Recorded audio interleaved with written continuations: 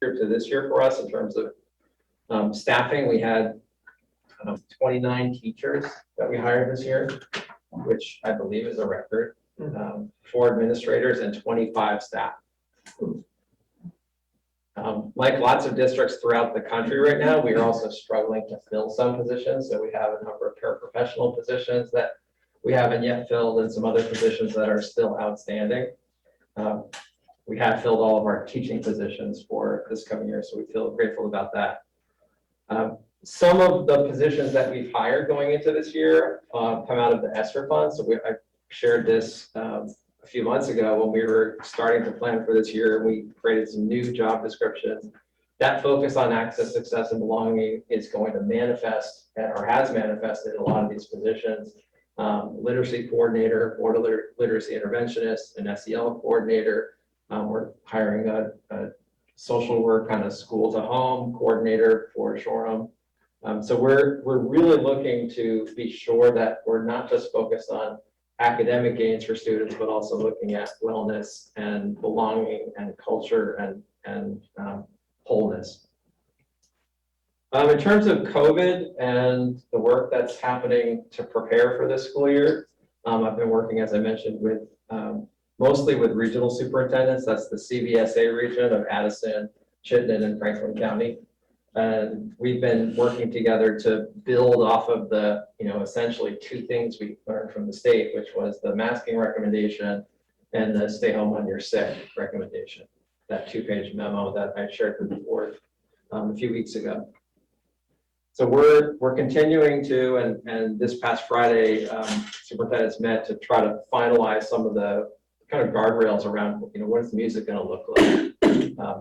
What do sports look like? Last year, we had really articulated guidelines around what's possible and not possible with sports. This year, every local district is in charge of figuring that out. And of course, we are all interconnected.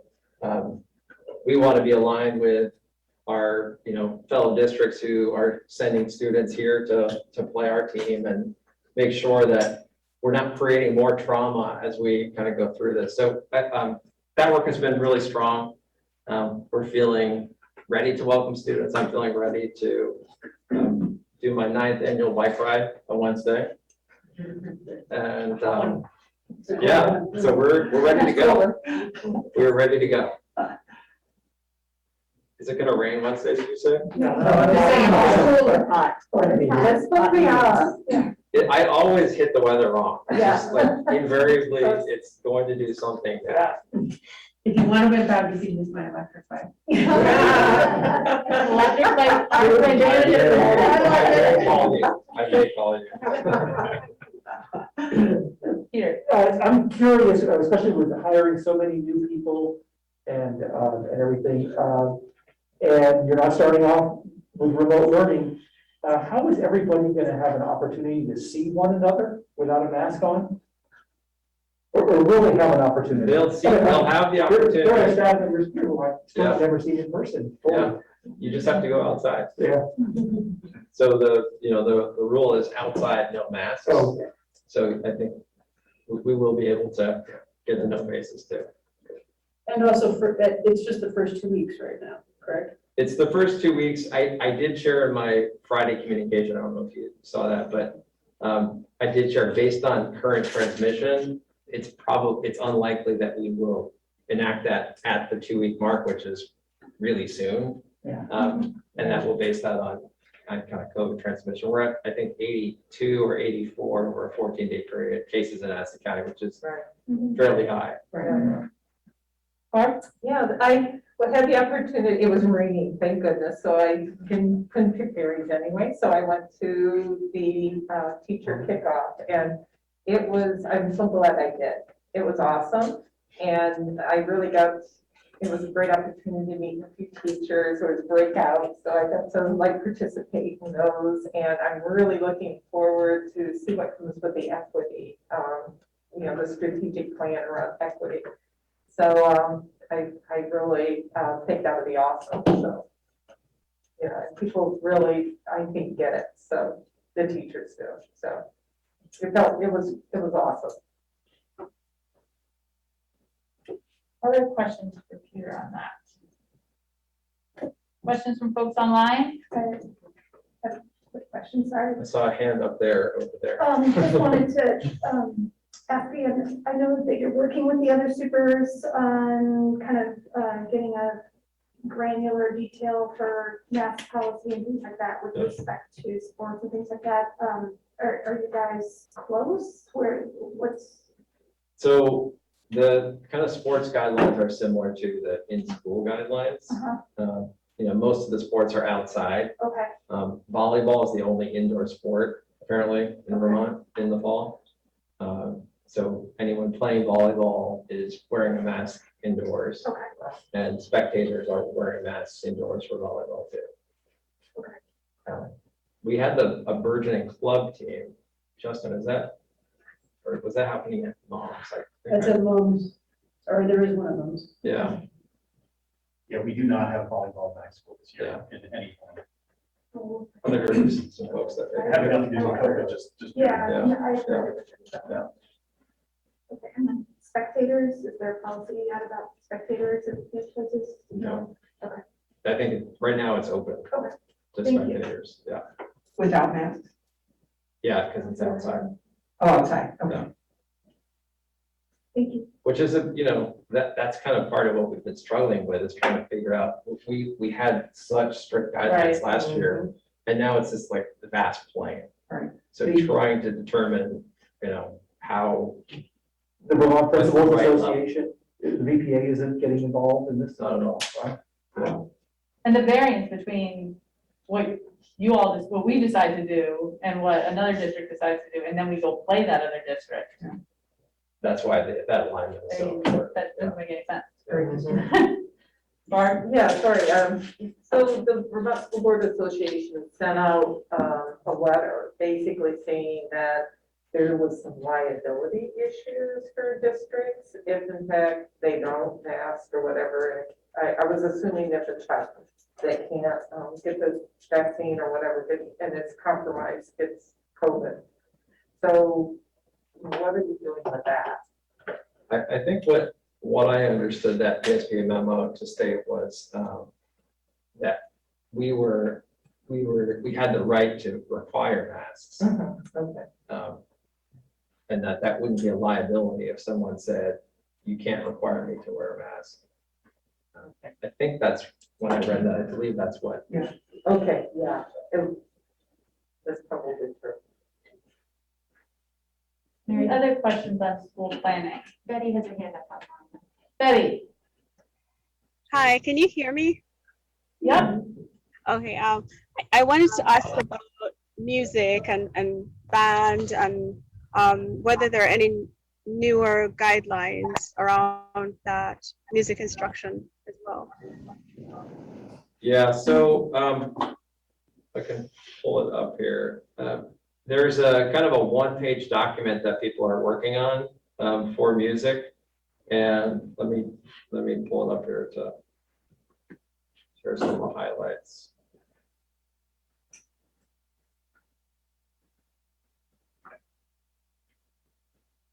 Essentially what Vermont decided to do was, or at least the CVSA region, was to take recommendations from, it could have been an international coalition performing arts aerosol study. So taking it from the science, essentially what it says is outdoors remains the safest place to perform.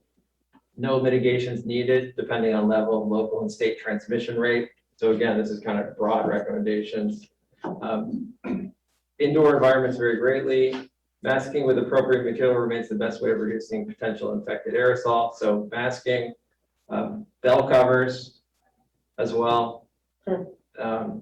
In spaces with good ventilation, indoor rehearsal times of 50 minutes may be considered. Physical distancing may be decreased to 3 feet. Continue good hygiene, and face shields and partitions. Plastic face shields only stop large droplets. So they're saying that's not a big factor. So again, it's kind of broad recommendations. Our music department all of our music instructors will work together probably over the next week and kind of determine in more specific detail how they're going to implement this. And the caveat is, with all of this is, depending on what happens with transmission rates, this could move in one direction or another. Mayor? I know you were gonna be looking at the number of students who are already vaccinated, and that's gonna take some time. If you find out that you're not at 80%, are you going to offer a clinic here like you did in this? We have been, and we are continuing Okay. to. Yeah, we have one coming up. That's Good. that I can't remember if it's next week or the week after. And is it my understanding we're not requiring staff to be vaccinated? Yeah, right now, there's only one district in the state that's requiring that. It is a conversation that people are having. And is that being driven by the fact that Pfizer's now been fully approved by the, No, it happened before, actually. because there's been discussion that with the full approval, Right. that will Right. encourage, will create some impetus for it to be required. Right.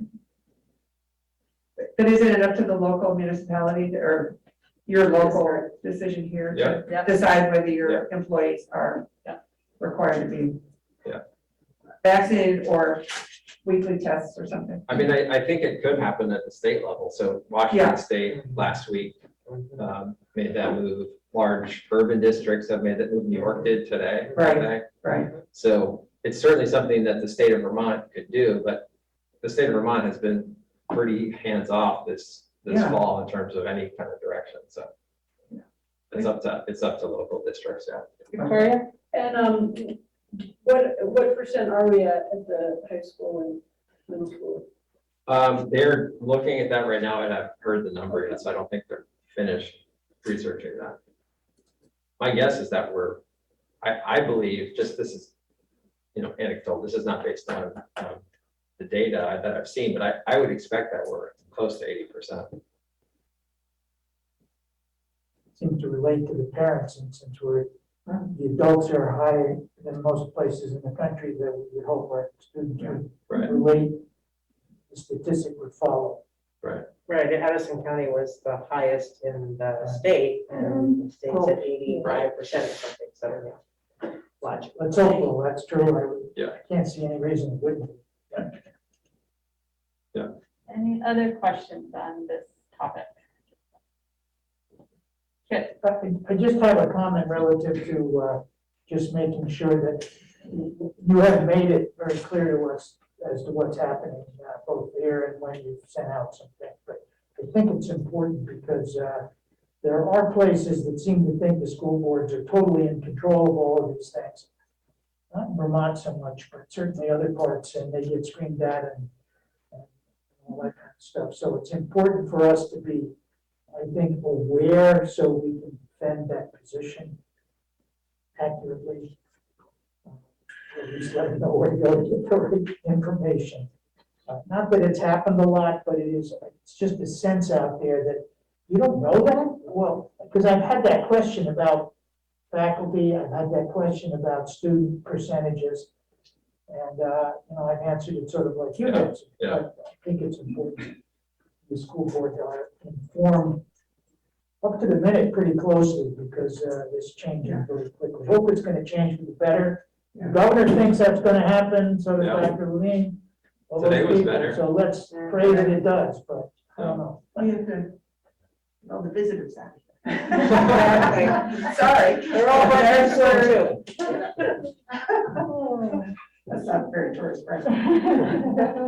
Any other questions or comments on this topic? Right? Okay, next up, so I wanted to introduce Michael Dudek, who introduced himself earlier, but our new mom's principal. Thank you. Who has been here for.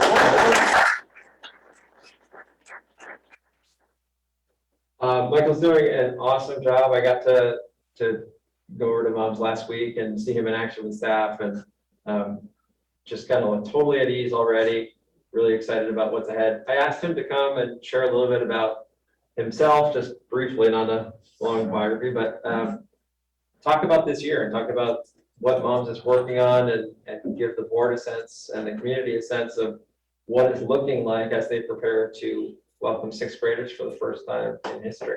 Sure. Just sit right here. Is that, good, okay? Yeah, that's great. Okay, sorry, there's various procedures and other districts. that I've been at. Whatever makes you comfortable. Okay. Well, thanks for having me. It's been, I started July 1st. We moved up about 2 or 3 days prior to that from Massachusetts, so we've definitely settled in. We bought a house in New Haven and trying to get our sense of Middlebury and Addison County. I think we've explored pretty much everything in the 6 weeks that we've been here. Quite honestly, for me, as a principal, I think in order to lead, I really need to listen and learn. All that MUMS is all about the district. I put out a 90-day plan that, for me, honestly, really keeps me in line in terms of what the focus should be and how do I move forward. So I'm looking forward to really getting a sense of the community. This summer has been a lot of connecting with folks, with parents, community members, staff members. I'm looking forward to seeing students more. So we have our 6th and 7th grade tomorrow. And truly, I think through the interview process, people were asking, how do you get ready for this transition? How do you build off of that? And I think with Dr. Burrows coming the other day, our PD in school was all about team building, community building, getting a sense of who we are, valuing that as a priority. So we did a lot of team building with staff members. We have, I believe there's 14 new staff at MUMS taking shape in various teams and so on. So I know that there's some veterans that have been there for quite some time. But at the end of the day, a lot of us don't know who we are, what we're all about, what our core values are.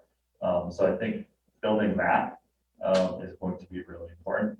I think even just developing and fostering a collective calm is really important in the unknown that we're in. I think that's something that we're really looking forward to. And then just getting students to identify what MUMS is. It's a new environment, new culture. We're looking forward to building that together as a community. And that's priority.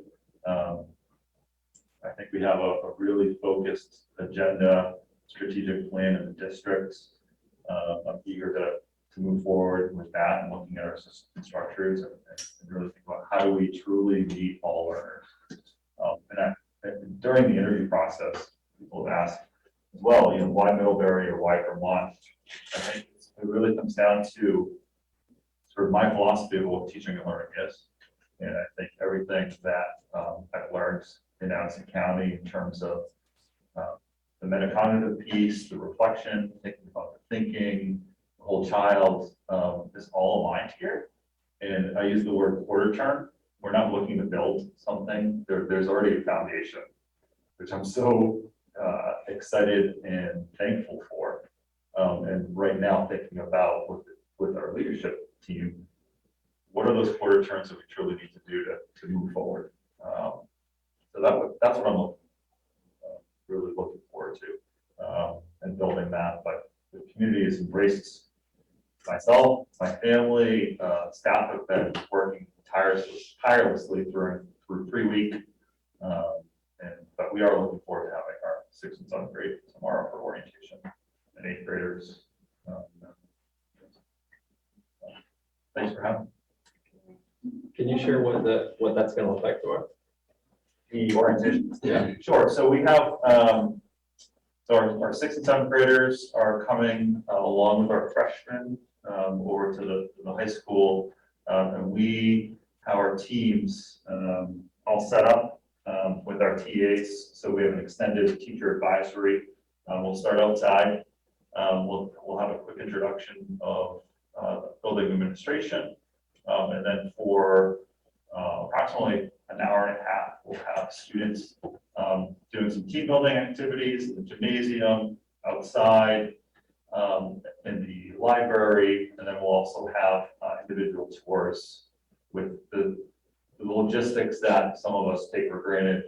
Lockers, knowing your schedule, how to read your schedule, knowing the facilities of the building with bathrooms and so on. We have, I'm in charge of cafeteria duty, so we'll talk about cafeteria and what that will look like. And even just today, the planning of what that is. It's a constant conversation. What are we doing today? What does that look like tomorrow? So logistics is something that I definitely appreciate in terms of the navigating that with all the protocols and so on. Students will be dismissed at 11:30. And our goal is that students feel more comfortable in the building. They're identifying who their teachers are, who their teacher or the TA is, and getting a general overview of the moms for tomorrow. Any questions? Peter? Well, really just a comment, this sixth grade transition has been a long time coming. Many folks weren't even on the board when it was first talked about. So I really see tomorrow as kind of it's a momentous day in sort of the growth and development of our district. And I just think it is incredibly exciting that we get to offer this opportunity to even more kids, the ability to have the most experience. So looking forward to hearing more about it as the year goes along. Absolutely. Mary Heather? Yeah, I agree. I mean, I think it's really great that kids are going to be able to spend 3 years at homes, and that's too, because it just goes by so fast. My youngest daughter just finished 8th grade and is already going up to high school, and she really only had a half of a normal year at months. So I'm just excited for the upcoming 6th graders and 7th graders. One question though for you, just considering, all the kind of angst about the transition, I'm wondering how the school and the district are kind of helping to guide parents and families in this transition, in addition to the students. So what kind of work has been done around that? Well, I mean, I think it's been difficult at this point in terms of welcoming. I mean, I had so many ideas of having parents and guardians coming into the building, doing tours. And right now, we're not able to do that. So for me, it's always thinking about what's that organic way of building those relationships and having conversations. We had just a very informal ice cream social that allowed parents to come in with all 6th, 7th, and 8th graders just to be able to feel comfortable. I think just the element of the pandemic and where students have been. I mean, we've had some students homeschooled, completely remote, and coming back onto a campus is rather, there's a lot of anxiety there, and I felt that. Yeah. So any opportunity that we could have community members in the building or on campus as much as possible, I think is really important. I think the transparency of the communication and trying to get as much as I can with also thinking about I'm not overloading. Aaron, I already feel like I'm overloading with some of the emails that I'm sending out. And thinking about, I know with teacher night, that's a process that we're looking at. How do we truly connect parents and community when they can't get into the building? So thinking about that virtual world, videos, thinking of things that we did last year as a community just to embrace new staff members, I think is going to be really important for us to think about that. Clearly brainstorming, I think with the schools, we're thinking, well, here's an element that we didn't think about, having no adults in the building. In the beginning of the school year, hopefully that breaks, but at some point, that'll be something for us to consider. And just to follow up on that, so, a big part of the communication plan, absent being able to bring families into the school, is to try to bring the school out to the families too. So we are, what you probably saw in the Friday email I sent, that we're starting on social media platforms to share more with the community, and we've gotten a great response just over over the weekend related to that. So we will be kind of ramping up, sharing kind of what's happening at moms through all those different vehicles as well to help provide a kind of a lens in. And I think for a lot of parents with kids going to moms, they want to see what it's like. They want to feel like it's okay. When you can't go in person, emails and sending lots and lots of emails sometimes doesn't get the job done. So that's another thing that we're doing. And this falls on the heels of, lots of communication that happened in the spring, as you all know, just to prepare and get people ready to understand what the model's going to look like, what it's going to feel like for a student going through a day.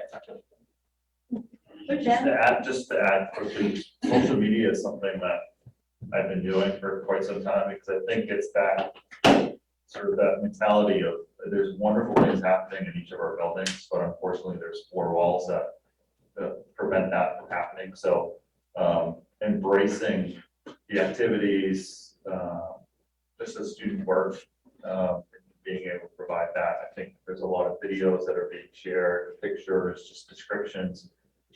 I think everyone appreciates to see their children's work.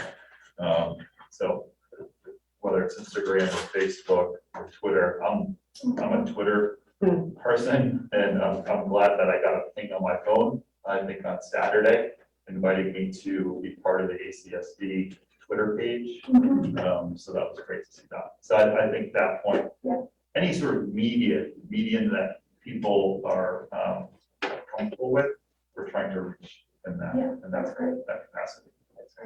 Jen? That all sounds great, and I like new things are super. I think the one piece that I know I experienced with my son who's now going into 9th grade that I'm not hearing will happen for my son who's going into 7th grade is just actually like meeting the teachers and saying hello and hearing what they have to say directly.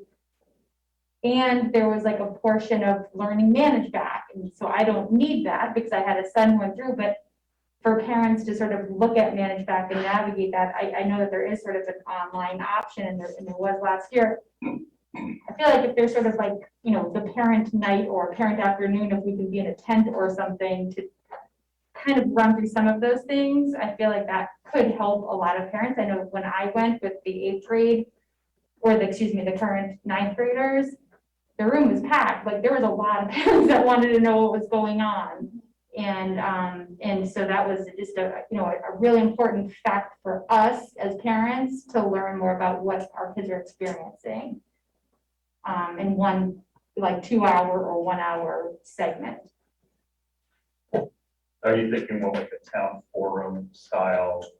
It was more like an open house. It was like a parent open house, but like you came in and you had a meeting and you met all the teachers, and then you go and maybe meet the TA, and then you go to a manage back session and just kind of learn about some of the different pieces. It was like a parent orientation to the middle school in addition to the kid orientation to the middle school.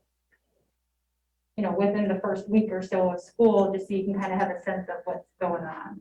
I mean, it sounds as though that doesn't sound that has come up. I'm just saying as a parent, it feels a little concerning that that's not something that's on the radar. And I feel like some of the new parents might be feeling like they're missing out on that. I just think there's the constraints of getting parents in the building. We can't, our guidelines state no visitors. Right, so could we meet outside and say hello? On the ball field. Right.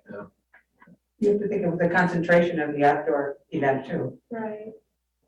Or last year, right as the pandemic began, we had that town hall, it was a board sort of town hall Zoom meeting that I thought went really well. That each school could do a similar sort of thing.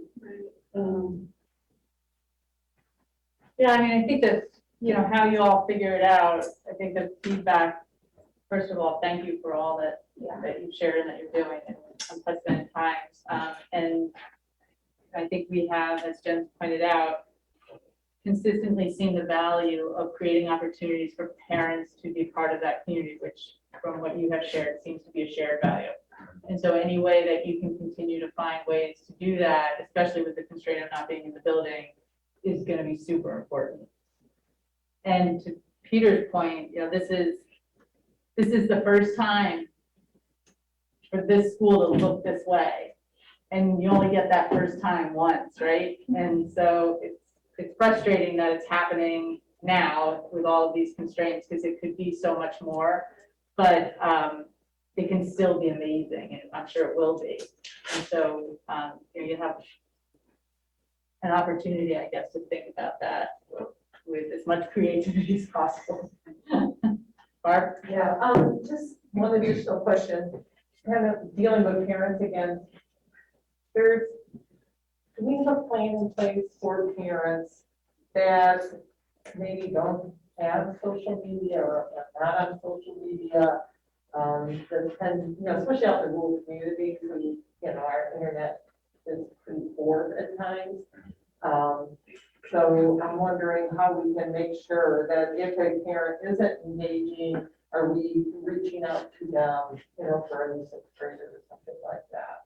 Because it's so important, I think, to have a parent involved, and as much as we can. Obviously, we can't force them to be involved, but I think there are some that maybe aren't, you know, getting the emails, or they're not on social media as much, and are one, because they're so busy working, not necessarily reaching out.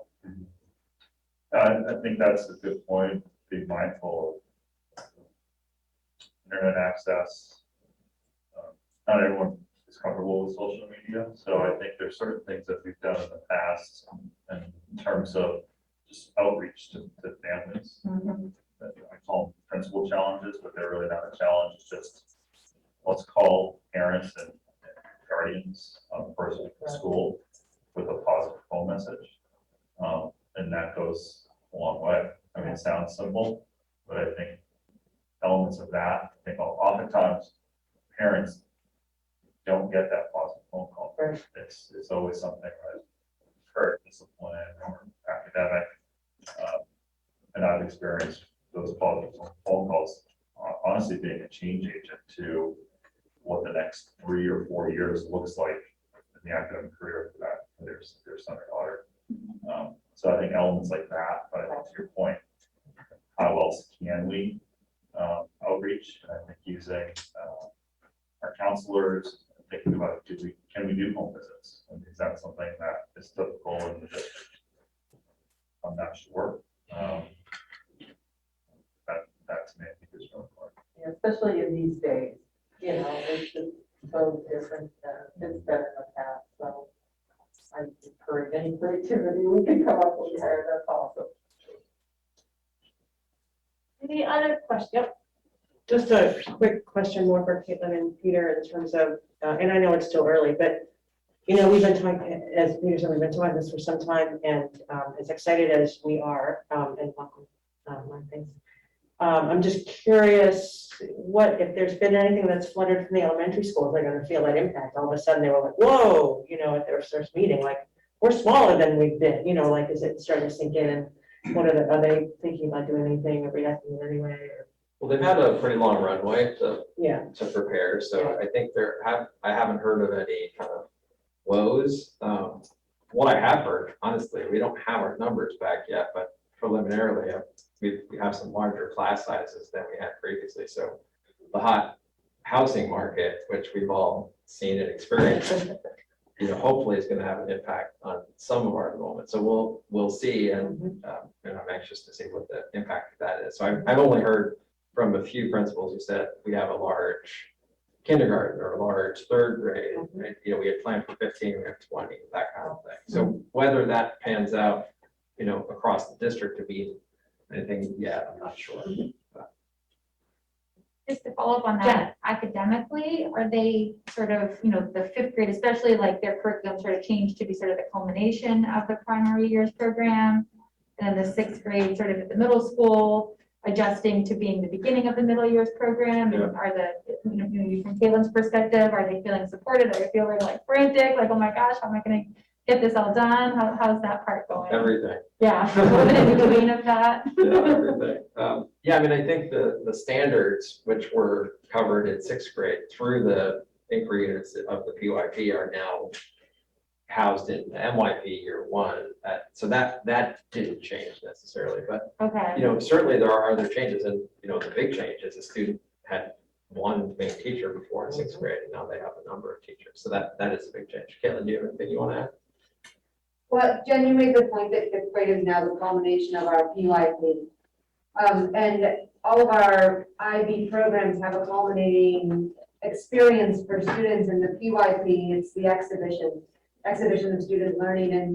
And we would have developed that for sixth grade, except that this was the first year that would run. It runs for the first time officially the year after you're authorized. And so this is the first year. And so in fact, we're building it for the first time for our fifth grade class. As you know, we've got a new PYP coordinator, Brandy Corbett, who will be serving our upper elementary grade teachers in a leadership role. And she'll take the lead in working with teacher leaders and fifth grade teachers to really build that experience for students. They've done things like that, like their sustainability expo, their World Fair, Global Citizenship Fair at the college. So they've had those sort of common upper elementary school experiences, and this will be another one of those. So it's a little more culture, another learning experience for students. It will replace one of the 6 units in fifth grade.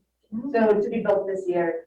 There was a ton of work that went into building the sixth grade curriculum through the MYP unit planners last year. And we had a structure with a consulting team from the district, from different levels in the district, meeting 3 times during the year. And we really tried to support our middle school teachers in building that sixth grade curriculum. It's not entirely finished, but it's very well along, and they're ready to start the year. And those IB curricular pieces will always be a work in progress. We'll continue reflecting on them. As Peter said, the standards don't change. The standards are given to us at the state level. And it's really just the structure that we use to do our planning that changes when we go from one program to the next. Thank you. I just have a quick practical question. I know especially in COVID, students have been having a hard time with mental health, and I was wondering if the amount of guidance counselors has been increased, or if not, if there are any plans or things in place to make sure students feel supported with their mental health. Are you asking about one school in particular? Or all? Yes, the middle school. The middle school. So we have, there's 3 counselors, 1 at each level, at 1 for each team. So I believe last year there were 2 counselors. So they're assigned to 1 team. We also have a school-based clinician that's coming from CSAC, is that correct? I'll need that correct. Which I think will be a good, viable resource for our students. We're also thinking about how does SDL fit into that, or we're building our structures in terms of how to best serve and how to best serve students at where they're coming. So our TA, which I know you have advisory as well, in high school, trying to individually truly understand and unpack who students are, where they're coming from, what are their needs, so that we can move forward. I think we always want to quote pre-assess or know our students before we can truly teach. So that's been mindset that we've had. But to your point, yes, we have a 3rd counselor.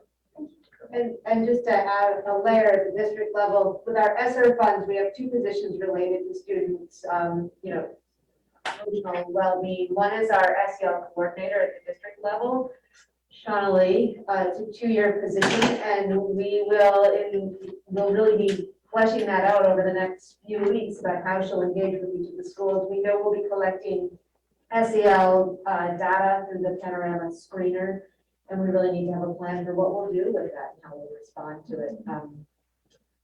What else and we also have one of our open positions not yet filled is a school social worker at Shoreham. So it was a place where we saw a gap in our supports, and so we were able to write that position into the ESSER grant. It is currently posted. If you know anybody who is qualified, please send them our way.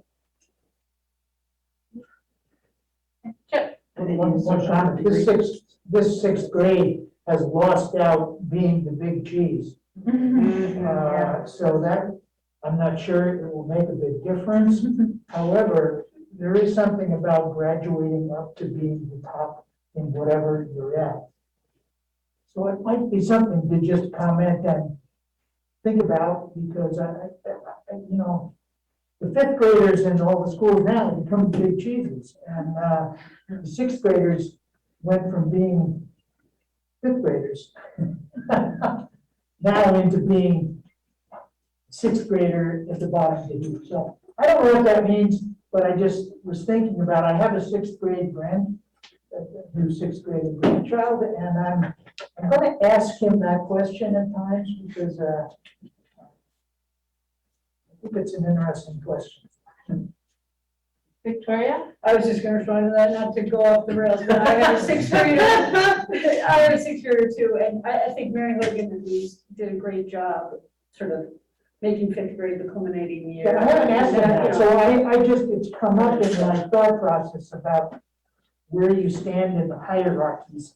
And I'm not sure that just means who gets pushed against the locker, but there is something to be said about hierarchies as you go, especially from kindergarten on up to maybe finishing high school. I know in Shore, I went to graduation, and I think they did a nice job there as well, you know, really trying to highlight both fifth graders and sixth graders. Well, Mike, thank you. We hope throughout the year and beyond, you feel the support of the community. Please know that it's there, without question. There's going to be some challenges, as you're fully aware, and we'll work through them. But at the end of the day, we do hope that you continue to feel the support of this community as you do this very important work. So thank you. It does take, in this COVID environment, it takes a while. It took the board a year to even meet our high school principal. And then actually see his face. Exactly. Not just on the screen, but I mean on live. So there is a delay factor in all of this that we have to live with, but we'll do the best we can to. I do have one question, just while we're on sort of superintendent stuff, but related to, you know, visitors in school, and, you know, we have a few new board members, obviously, who would, myself included, who would love to be able to visit schools in some manner, or engage in some manner with some of the school principals or parent, you know, parent reps. Is there a way that we can think about how to make that happen, so we're not just waiting another year, just not letting it happen? Yeah, and I think, you know, it's a good question in terms of, are you a visitor or I mean, as a board member, you're probably not considered a visitor. Right. You know, we are trying, I think at the start, especially, you know, letting students kind of get into a rhythm and Absolutely. kind of like, figure things out, but we can certainly talk about that and figure something out. Yeah. That would be How's awesome. that? I would really support that. Thank you. And just to, I'm realizing, I don't know if we ever discussed it with new board members, but we had this over the last 2 years, sort of work that in as an expectation for board members to try to visit, for us as a body to try to have visits at each of our schools, ideally all of us at each of our schools, but we know that's a lot to manage. So, and it was a work of our committee to talk about, so maybe we put that back on our agenda. Yeah. If not tomorrow, then next one or something. Okay, thank you. Yeah.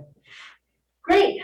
Moving on now to report of the board. And our first topic is the getting a direction with regards to flag policy. So I'm going to turn this over to Mary and that committee to kind of help us. I'm the sole member of my committee here today, although Suzanne's here, so she can, I forgot, she's here and she can speak to this as well. So at the end of last meeting, we were directed to come up with a motion so that we know what direction you want the policy committee to go regarding students' requests to fly a particular flag. So we have two options, and I'll read them. And we can talk about which one we want to vote on. The first is a motion to direct the ACSD policy committee to develop a policy that is related to petitioner's request to fly flags other than the United States flag or the Vermont state flag. So that's asking us to take requests and then make a decision. And looking at state statute, the school districts are, and Suzanne, you know the law better than I do, but I believe that the way it is right now, schools are supposed to have a flag pole, and they may fly the US flag and the state flag. There's no other direction, it's a may. There's no other direction. No, is that, you gotta The do? law was it's a must fly the US flag. Right. If there may be a may fly the state flag. Oh, maybe, but it's- okay, it's a thank you for must. that correction. They all schools have to have a flagpole and they must fly the US flag. Okay, so right now, but there's no, I mean, other schools have added on, and chose to add on student requests to put flags on. And I have the list of a number of schools that have done that. The other thing about that particular motion, just to give some feedback, is that there is a bill in the legislature, which Jen had brought up at our last meeting, to make it that only these two flags or a flag of, what is it? Like the IB flag would be, because we're part of a program, that would I have also, to look it up. I don't remember. yeah, I think that's the wording that comes from it. I have it in here somewhere. Okay. Oh, here it is, flying a flag representing an entity other than the United States of America and the state of Vermont, or one of institutional significance, shall be restricted to a separate student government flagpole. So this bill that's being addressed is, should we just keep it to the US flag, the Vermont flag, or a flag of institutional significance like the IB flag? That's what's on the state statute right now. The second motion we have is a motion to direct the ACSD Policy Committee to develop and bring forward a policy that addresses concerns around flying any other flag than the US flag and the state of Vermont government flag on school grounds. So basically, we have to choose, are we going to continue looking at other avenues for allowing petitioners to, come to us and say, we'd like to put a particular flag on the district flagpole? Or are we going to stick with what's in the statute now, which is the US flag, the state of Vermont flag, and an institution, a flag of an institutional significance? So that's where, those are the two motions we have before us. I have, we've done some looking at how many schools in the state, and number of schools have accepted the request of students to fly flags. One was one is definitely the Black Lives Matter, but there was also the gay rights flag. I think that's, I think that was the other one. So some schools have actually done it. There's a list of about 20 schools that do it. It's not necessarily a district policy. It was the administration who just said, yeah, we're gonna do it. We're looking as a board, do we want a policy so that it gives it more direction? Other options, the VSBA had a newsletter that came out in 2018. This was before the big protest last summer. And in that, they talked a lot about student right for freedom of speech, and that schools can, elect to allow the free speech of their students, and it's up to the school to do that. But since then, they do recommend that we look at it very carefully, because there are going to be more challenges, et cetera, which I think we all kind of accept. One thing I did find out that UVM has a policy that only the US flag and the state of Vermont and the University of Vermont flags on their official flagpole, but they have granted the student government the right to choose, have their own flagpole, and they can then use that as a place to do freedom of speech. So that's another option. So I guess we need a motion, the policy committee needs a motion. Do we want to stick with what's in the statute right now, which is US flag, the Vermont flag, and a flag of institutional significance? Is that current statute or proposed statute? Well, the proposed statute is that, Jen, you know that law better than I do. Well, there's a law, Yeah. there's a law that you have to have a flagpole. That's- that you have to have a flies. flagpole. There's a bill Right, in those, I don't know which one. yeah, But there's a bill proposed that would limit it more. right. And I'd have to look it up to say the exact language, but it sounds like Mary had that language. Right. So I The guess. law doesn't limit you from doing other things, but it states you must have a flagpole with US flag. The state flag must be below it, does all that Yeah. kind of stuff, Yeah. must be lit and come down at night. Yeah, It doesn't address any other Yeah. flags. Right. And then this bill sounds like it would address other the flags. institutional significance. Right, and Yes. institutional Okay. significance, right. Yeah, so having followed a lot of legislation in the last several years, there are so many bills that get introduced Right, that never come off the wall. right, And so I don't believe that we can really use that now because, legislators will put a bill in there, and I was even coached because I run, for office. Well, if you have somebody that has an issue, you can always put a bill in. right, Right, and, right. and everybody knows, wink, wink, that it's not gonna go anywhere.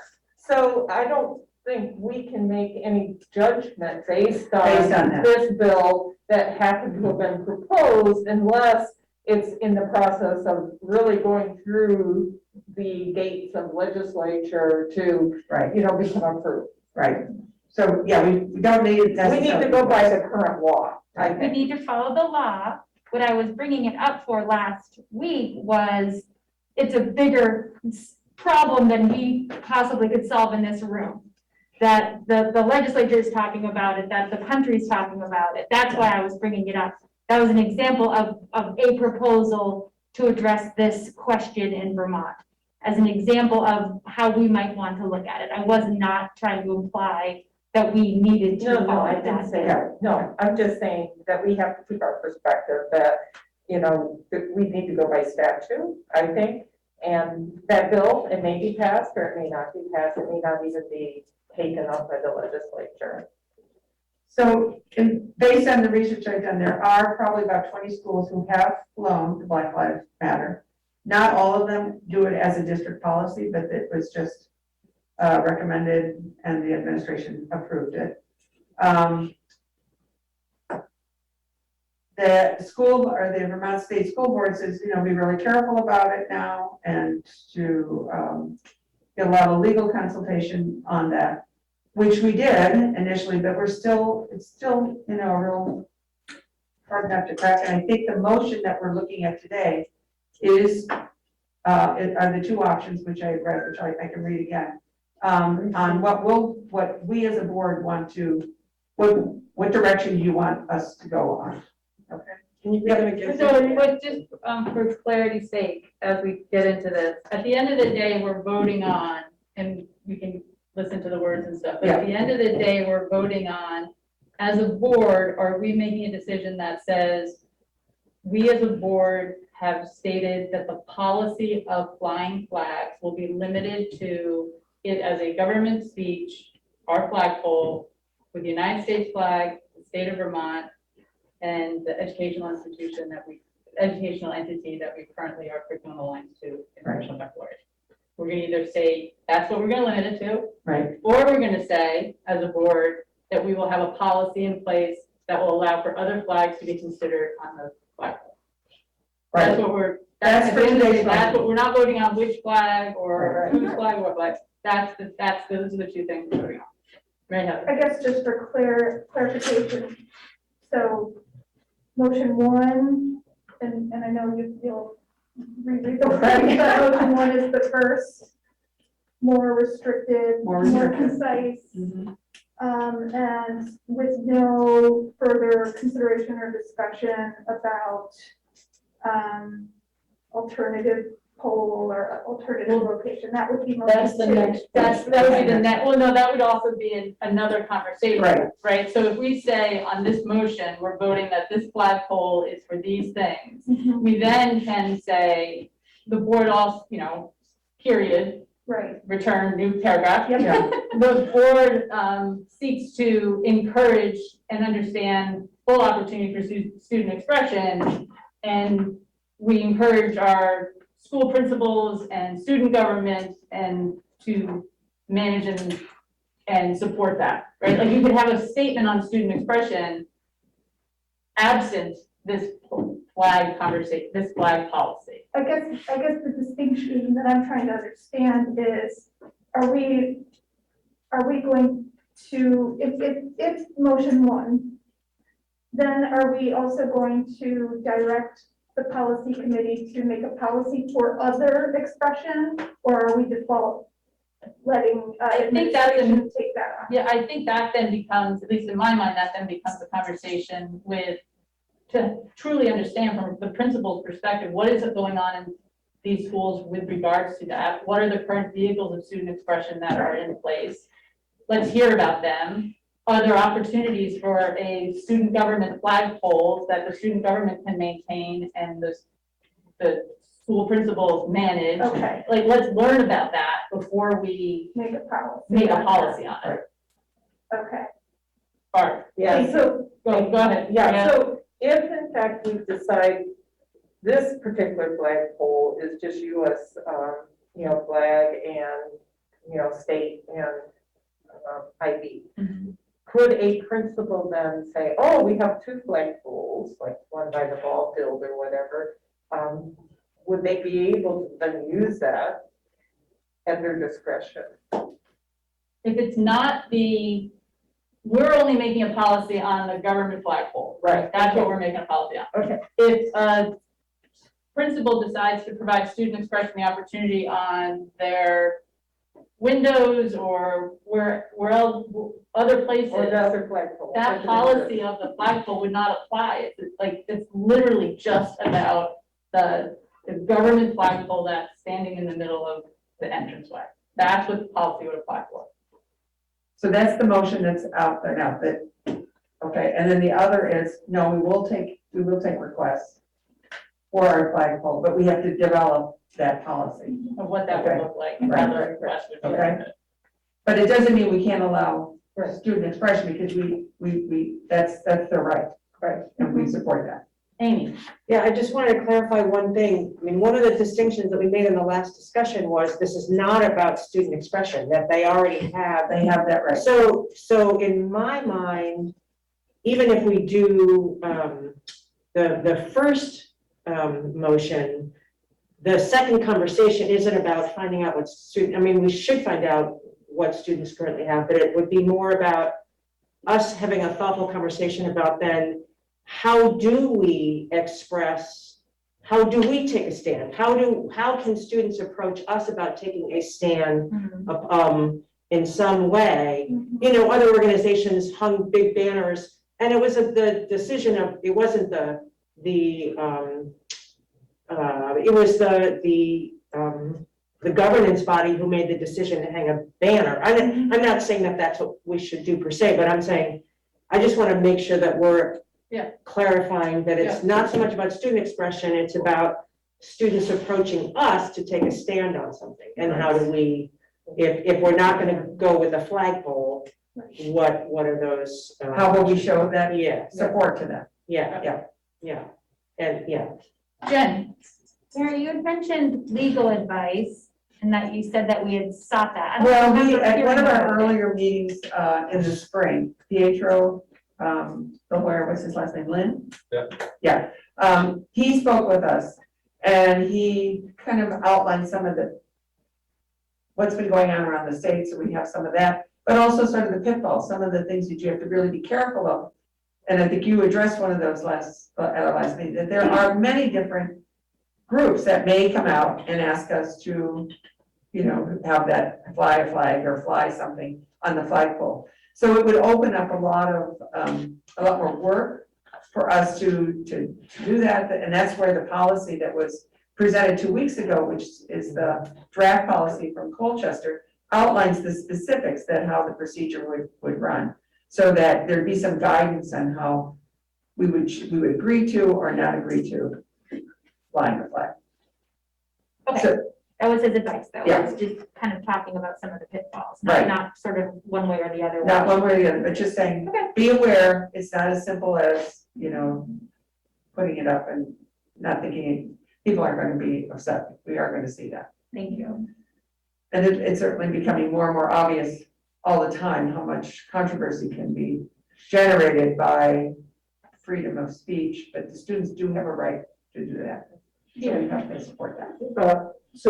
Just non-official government flagpole expression, a banner, whatever, hanging from the roof or whatever, ultimately, it wouldn't be a board decision. It would remain at the administrative level at the school. Right. It would be student government, and so whatever this administration at the school, whatever guidance they give their student government, whatever their advisors, and then set a procedure. Sure. I stated my opinion last time. Sorry, I stated it earlier, and I think it's just crazy to go into a different direction, on the government speak polls, okay? I think the whole thing with student expression and a public body like us accepting their request becomes also very difficult. It seems to me that a board expresses its stance on things as to how it runs the school, what policies it has. Maybe it's not as clear to other people, but to me, that is just expressing our goals with equity is huge. That we are saying that's really important. It's going to be, key factor, but I do not think we should go other than say government speak on government goals, and then figure out a way, in whatever way that is, that everybody feels that they're approaching either us or the administration to try to express their opinions about it. I guess this is going to get worse and worse, okay, because it already has over the last 7 or 8 years or 4 years. Justin. And so I wasn't here last week, so I just wanted to add a couple of things. And I don't want to speak for the students because that's not my role. But so this past spring, a Black Lives Matter banner did fly in front of our school. It was erected. I don't know who put it up necessarily, but it was there for a few days. And the previous spring, students, I didn't work in the district at that point, but the senior class, I guess, decorated the front of the school. And so it was not a BLM banner per se, but it was posters and chalk on the sidewalk in expression there. And I think this particular request, or at least my understanding of the essence of this request from students, was to kind of take another step beyond that and have our school, and I think they specifically looked for the flagpole because that would give the stamp of approval of our school and our institution. So I just wanted to add that, but again, I don't want to speak for the students. Right. I would like to speak for the students. I agree with my principal, is that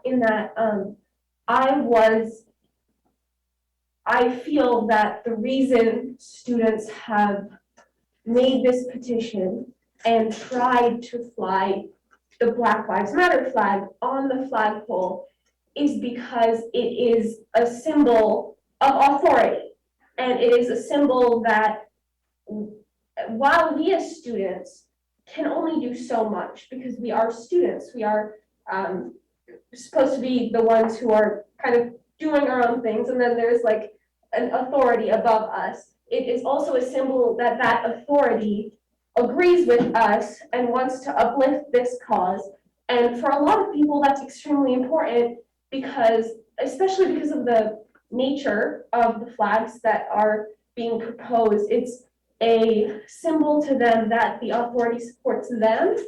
And of course, that can become extremely complicated because like everywhere in America, our district has different political views and different beliefs. But I think it's important to recognize that not only is flying something on a flagpole is important because it recognizes that those things are also important to the school and to the place where it where the flagpole is. And so when you put something like that up, it recognizes that those causes and those things are also important. And I think it would be extremely welcomed by students if they had a chance to speak with the board, because so often we feel as though, well, we do things and then we never really see where it goes. Or we do things and then we never really get a chance to explain why we want to do the thing or why. So I just feel as if that would be a really great experience for not only students, but maybe the board. Thank you. Mary Heather? So I've thought a lot about this since our last meeting, and I do, I want to say I do appreciate the perspective, and especially given the state statute about, schools must have a flagpole, must have the American flag. And I appreciate, certainly for many of our community members who have served, especially the idea that that is a sort of sacred space, right? And that the sanctity of the official pole needs to be preserved. And I do appreciate that. But I'm also, at the same time, a little troubled that, this conversation wasn't had when the IB flag was put up, and this conversation wasn't had, and maybe it was, I don't know, the POWMIA flag is flying over by the athletic fields. And so I can't help but wonder whether the sort of sanctity of the pole being given as a reason, and the timing and how it sort of coincides with this particular ask. So that it just is a little thorn that I can't help but sort of shake or just feel.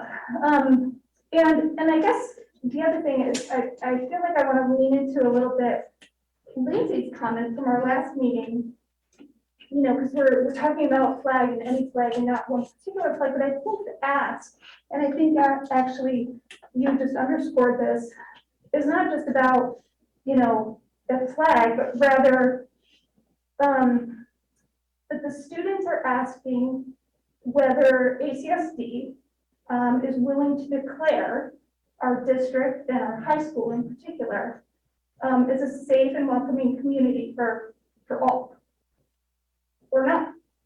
That's kind of what it comes down to for me anyway. And if so, what are we doing to demonstrate that? And what are we doing to demonstrate that we are a safe and welcoming learning community, particularly for students who have been historically oppressed or currently oppressed or marginalized in some manner. And so for me, it's not just the political statement, Black Lives Matter, Blue Lives Matter, this flag, that flag. It's really about this group of students who, let's face it, don't feel represented by the current US flag and the current Vermont flag. And I guess I just worry a little bit, in my own blind spot, my own privilege to say, well, those flags do represent inclusion for all. I don't know. So I think this ask is really an important ask.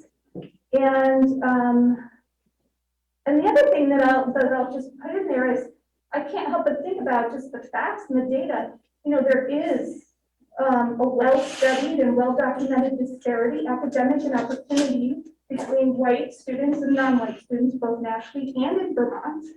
And if we were talking about the LGBT community, we would be looking at the disparity in mental health and, you know, the higher rate of suicide for students in that community versus, you know, sort of heteronormative gender.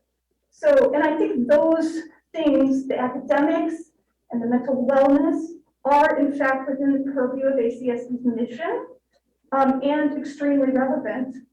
And so I guess I just feel a little bit worried about ACSD declaring, you know, the flagpole as this sacred thing and backing away and not having the courage to make a statement or stand behind what our students are clearly, repeatedly asking us as leaders to do. And I'll just stop there. Thank you.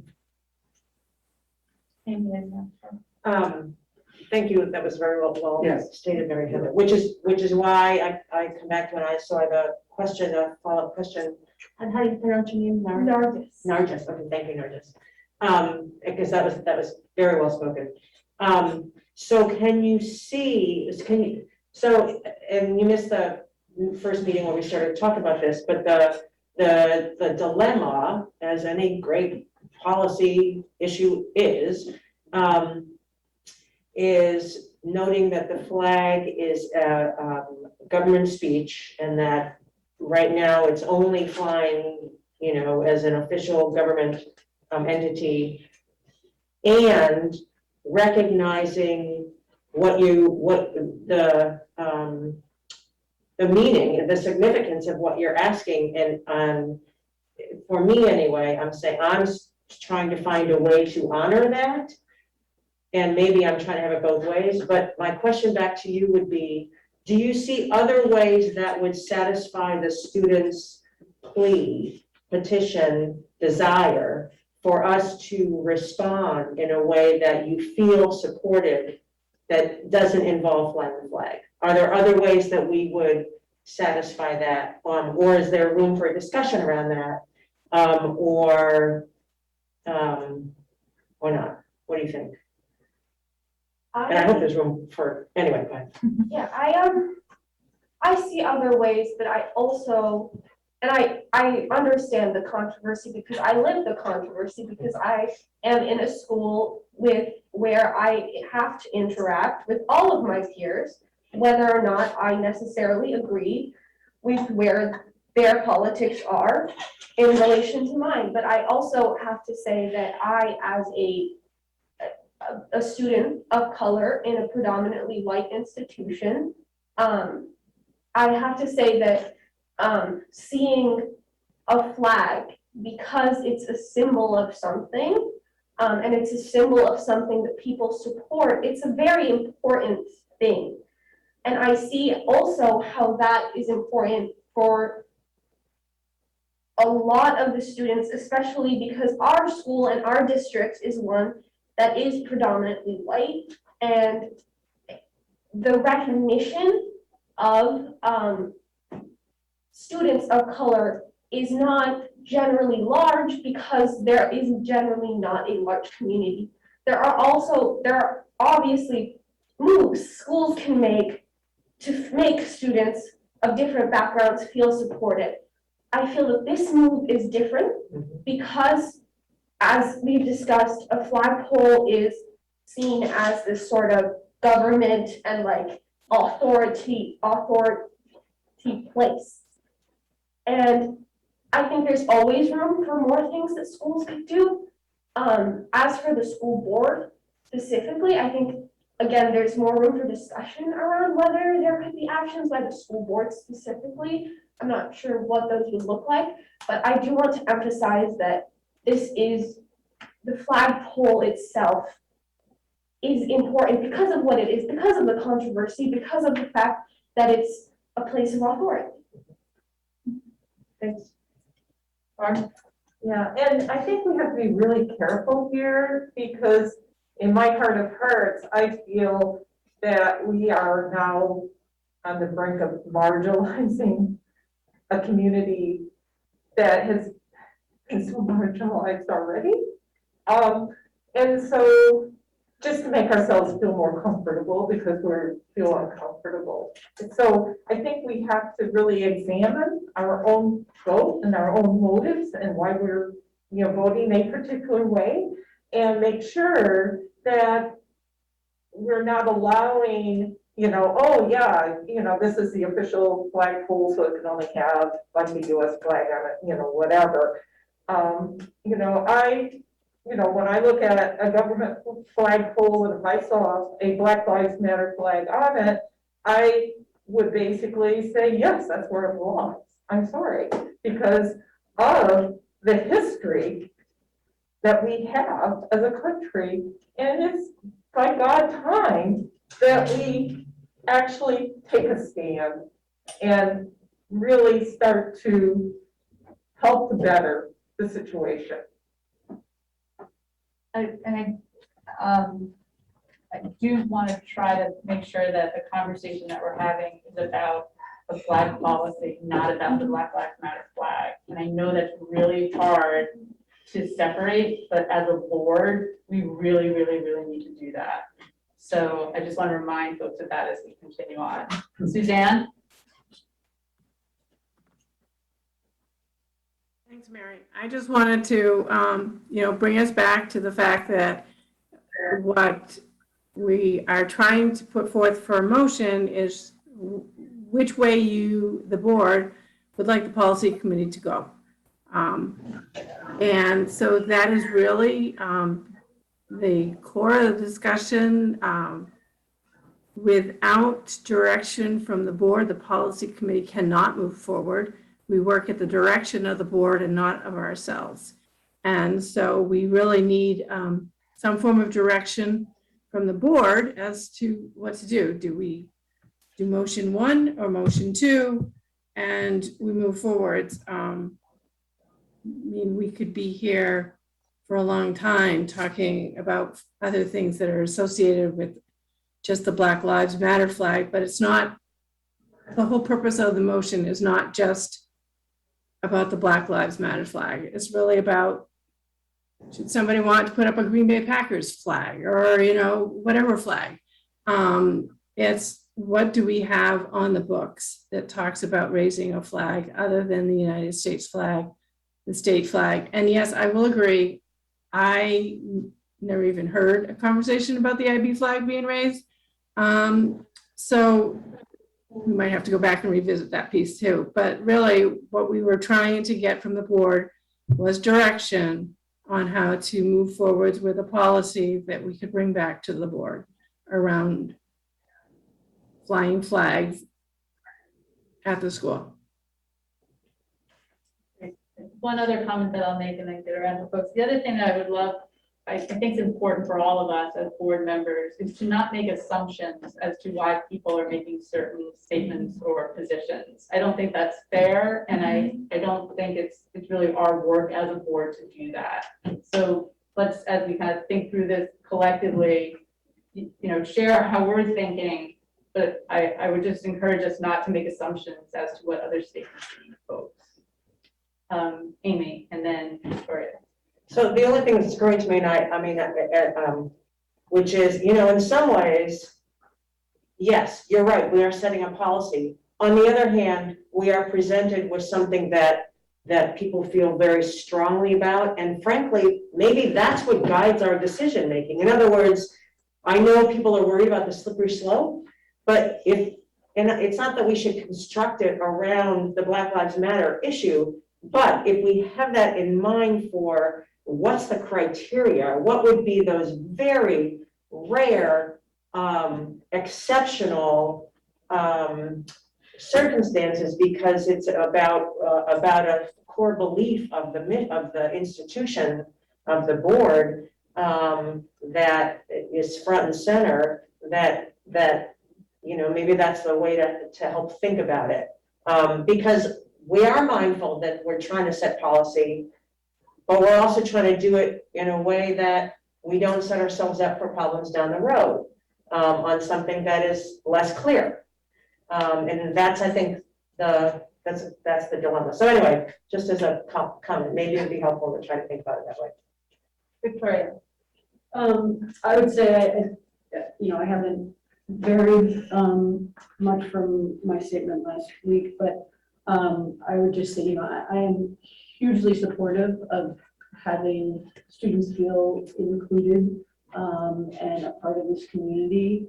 I personally am supportive of Black Lives Matter and all that. I just do not think that is an appropriate place, for the board to show support for an organization other than the US and the state of Vermont on government flagpoles.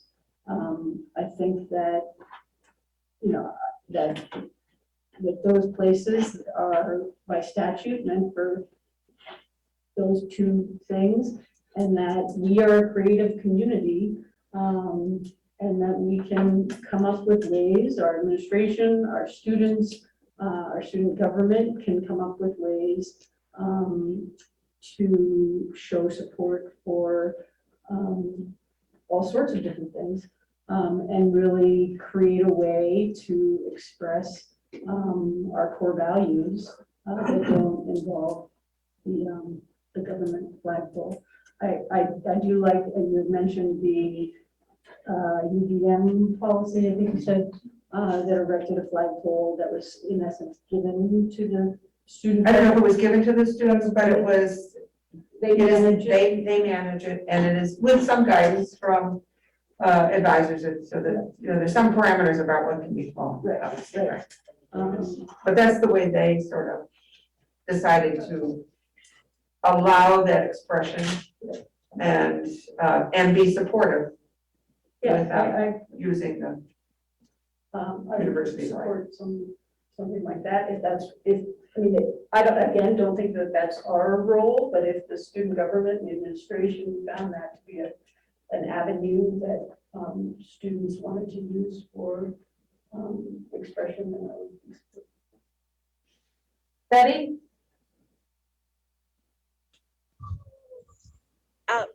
Let me know if you cannot hear me. Yeah, You're good. Okay. Thank you so much for all your ideas and thoughts.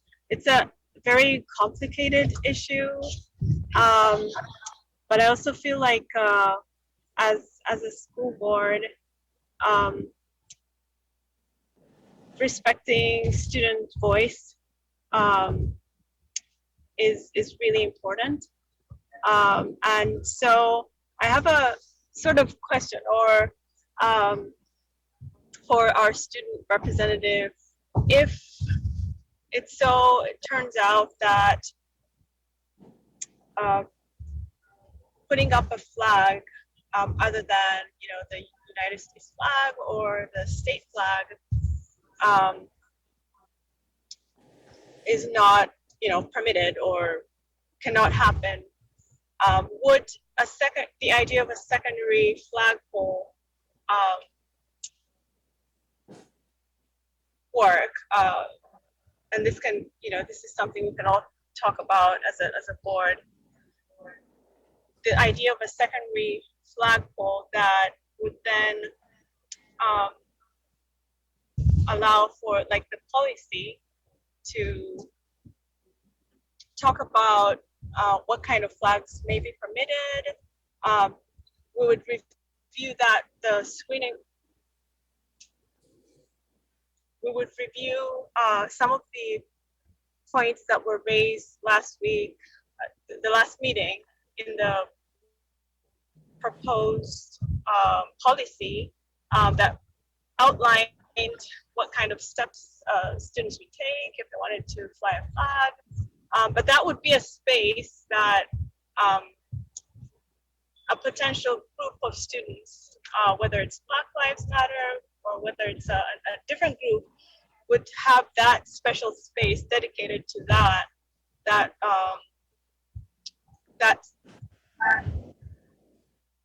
to make their statement or to show their support for a particular issue that is ongoing. Thank you, Betty. From what I have observed from the groups who do want to propose another flag be raised on the flagpole, I'm not sure how the student body as a whole would feel, as again, the student body is as diverse as our county. But I think they would certainly be disappointed, as you know, their original objective was to reach the state flagpole. I don't think right now I can speak as to what the reaction would be if we were given another flagpole for student belief, or as like a smaller one next. I don't know how that would work. And honestly, I would hesitate to give an opinion on that, especially as it's not been something that the idea has been brought up with students or anything like that. I think maybe there's space to have that discussion with student groups or the student government. But as of now, it's just, it's not a thought that is in the school. Other comments? Peter? So I came here tonight without a firm feeling. I want to thank everybody for really some thoughtful comments to our new student rep. Wow. Yeah. I had the opportunity to attend the Montpelier raising of the Black Lives Matter flag. It was the first one in the state. It was a really it was a big deal. It was a very moving experience, and it was, I think it was really raised as a statement, as you say, of welcoming, of support, of solidarity, as opposed to supporting a political organization. I apologize for getting back to the, but it is hard to separate the two. Right. I will say that. And so I find it was such a powerful statement of solidarity and welcoming, and not really meant to be a political statement necessarily. I find myself nervous about saying, no way, no how, nothing else. In a way, I think the more courageous thing to do is to say, we're open to the debate if we have to have it each and every time. Which is frankly a little contrary to how I was feeling when I walked in here tonight. And in the next 5 minutes, I may go back to it. I try to put it out there, and thank you all very much for your really thoughtful comments. Any other comments? Jen? This afternoon, we received an email from a community member. Yes, you did. And I'm not sure if we're allowed to reference it at all. It was sent to the entire board, so I think as such, it is public comment. Okay. So we all hopefully read it. And to me, No, I didn't get it. okay. Well, I could even, mention some parts of it. To me, it epitomizes exactly the way I feel. It doesn't mean that I'm against Black Lives Matter in any way. I fully support you and your friends and the flag. I'm concerned about all the other ramifications, and somebody coming to us 3 months from now saying, my father died in the line of duty, Blue Lives Matter. Blue Lives Matter to me feels like the opposite of Black Lives Matter. It was a response, and it could be negative to you. And I don't know how to then tell that person that their cause doesn't work. And this letter that we received really kind of highlights, yes, these issues matter. All of these issues matter. It's politicizing them if we sort of, follow along with, the political group that has created these flags, or the Don't Tread on Me flag, or, whatever flag it is. And so it's not that I don't think any of us would feel like this flag in particular is of, great, desire by the student body. It's how do we frame a policy that would then limit something that could be, follow all the rules. We had all these guidance. And I just don't know that we'd be able to do that in a way that we wouldn't then be mandated to put a flag up that hurts you or hurts your friend or hurts somebody else. And that's, to me, why we're talking about all flag policy and not this one flag. And I don't know that our solution of putting out the administration is actually a good one either, because I feel like then we're just punting it and saying, we don't know which flags should be raised. We think you should figure it out with the students, and maybe you're up for it. I don't know. It feels really big, and I'm really concerned that we're going to do the wrong thing, and that somebody's going to get hurt someday by what we do. While we're, I believe, all very good intention, and we all want to do the right thing here. Oh, Mary just Jo? the- Okay. Yeah, I think it's very It is. well stated. And he's a professor, so he's had a lot of, obviously very scholarly response.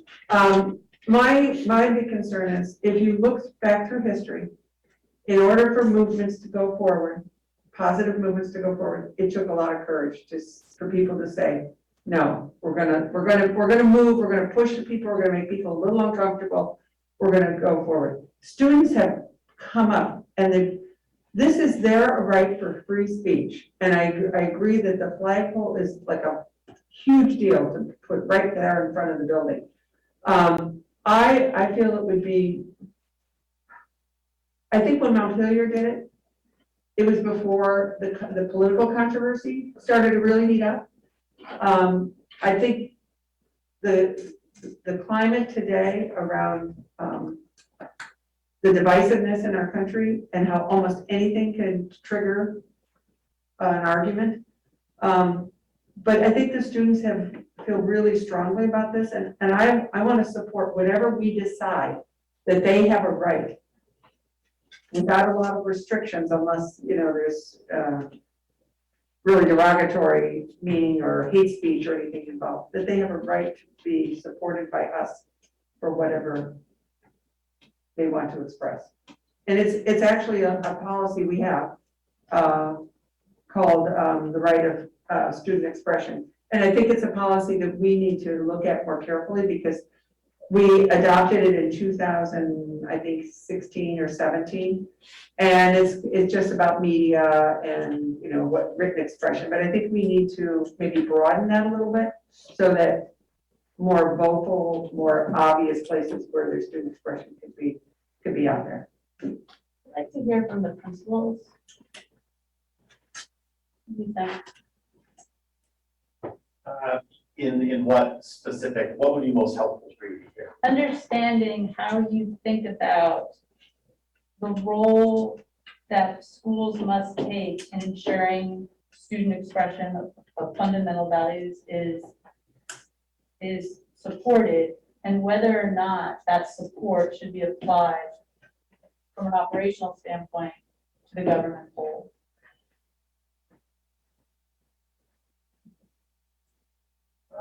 Is that what we're asking? We're asking ourselves that, you can't answer. Yeah. So I guess, speaking only for myself. Right, like, is this a debate you're having in your head all, it's like, these requests must come in all the time to do different things with it. Well, I think in the COVID context and me being new last year, I think less this past year than it was true in my previous school. But certainly this is a big one. I encouraging student leadership is a lifelong passion of mine. So there's definitely one piece of me that's focused there. Yeah. That's focused on wanting to encourage our students to take a stand, to express themselves, to do what one of them is doing so eloquently tonight here in a difficult context. Yeah. And so, I think at various points, another poll or concerns about me having to deal with that. I'm fully on board for helping student government deal with wherever the board wants us to go. That work doesn't worry me and would be quite exciting. I think though, the essence of the student request really is pointed at us as a school and an institution taking a stand, as I understand it. And so I'm drawn to that, but only if we can do it well.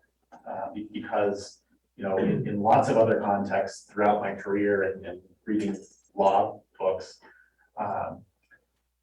and previous case law, you know, well-intentioned things can go awry. So but I don't want that to stop me or us from being courageous and for supporting students who haven't felt the full support of this or similar institutions in the past. Because the reality is, whatever we decide from a board perspective, day in and day out, that's going to be dealt with by these individuals.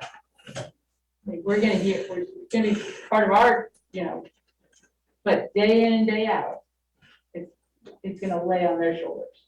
And so I think your perspective is incredibly important. Mike? I wish I could say that I've experienced this level of decision making. Because it's difficult. It's a extreme to think what direction you need to go into, right? But I think from a, you know, I always lean back on like, how does this disrupt the learning environment for all? And I don't know how the community feels if that decision was made and there was a Black Lives Matter flag on the pole. I mean, I think that's one element to really think about. I mean, I do support student voice and agency. I think you need to provide that opportunity for students and staff and in the community that they're in. And I also understand just it's taking a stand as a district, as a community, saying this is what we believe in.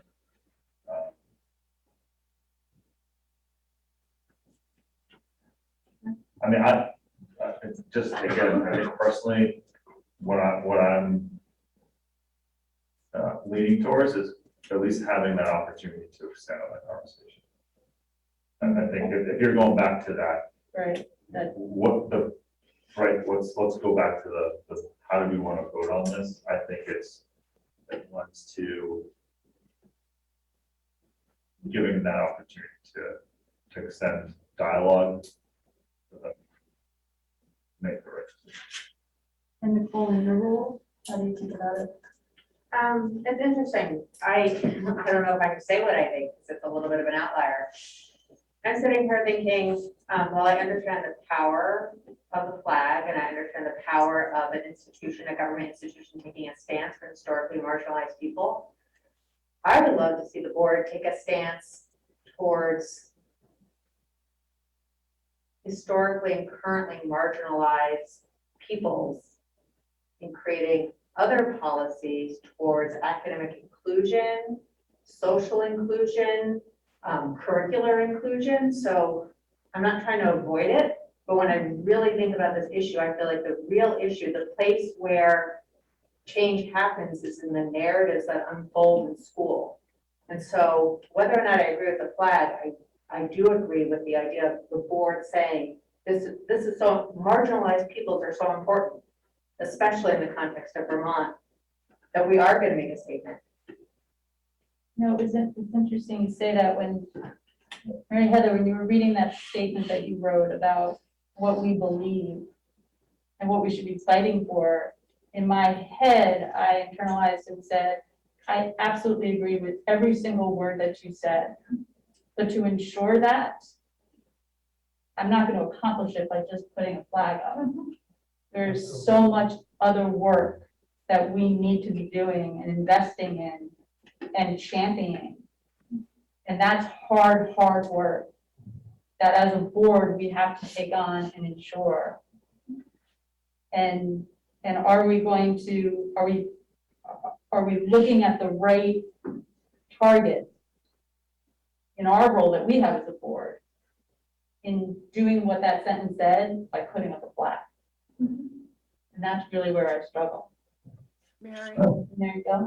I'll just, on what you're saying, I think with the students' request for the Black Lives Matter flag is sort of a tipping point for us to say, yes, we agree with that, and we are now going to go and we're going to look at the policies on, make sure that it's not just the symbol of the flag, it's actually the work that needs to get done to make this community welcoming, and that our students have moved us to that place so that we recognize how important it is to them and for their future, that we are supporting them in this effort, and then we follow through with the right kinds of policies. But then we're making a policy about the Black Lives Matter flag. Right. That's then I feel like we are making a policy about a Black Lives Matter flag, because we're saying those two things are inextricably linked. And I'm not sure that that's what we're supposed to be doing.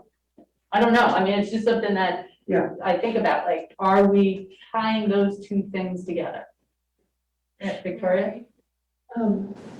Yeah. Oh, got two hands over there. I agree, Nicole.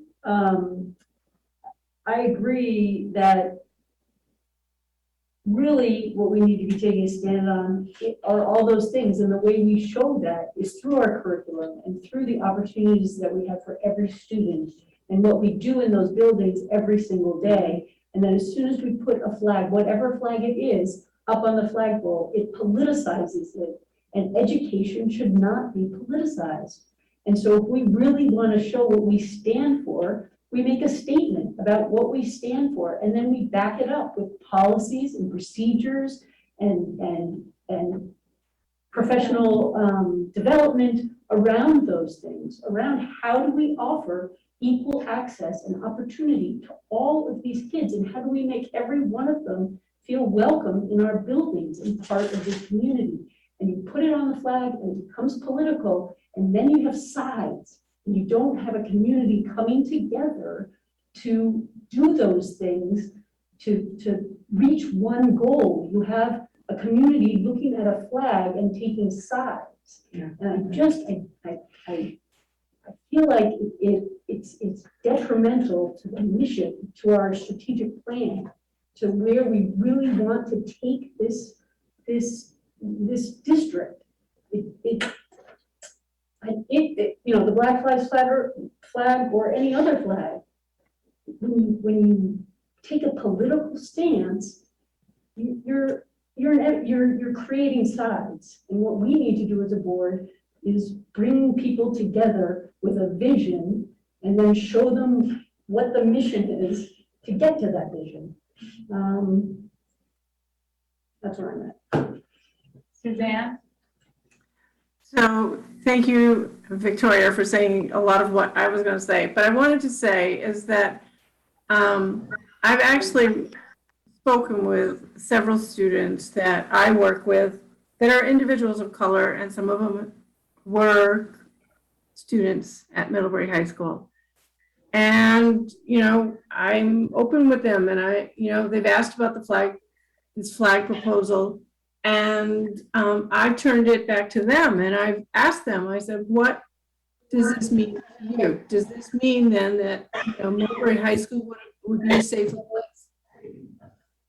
And every single one has come back and has said that they appreciate the students bringing the issue forward, but that a symbol, flying a symbol, does not make them feel safe.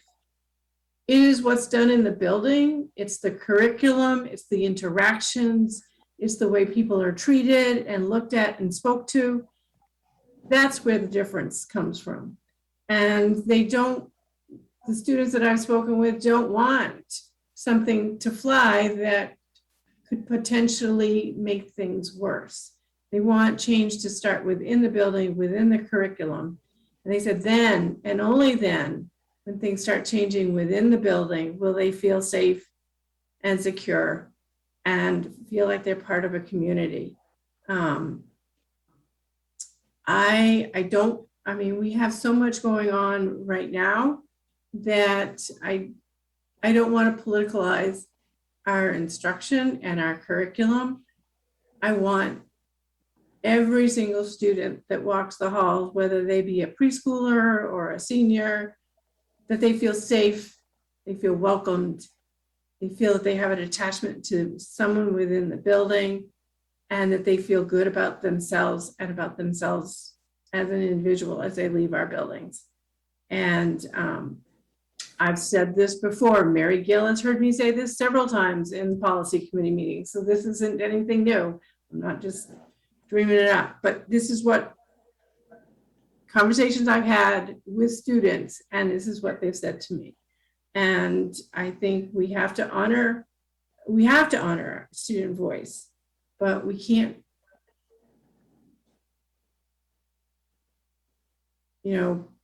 politicalize, is that even a word? Our our educational setting, because it's just going to make things worse. It's not really going to make things better for students. And if we really want to make things better, we have to find a way that they can talk about their feelings and the way they feel, but we have to be able to help support them within the buildings too. Thank you. Betty?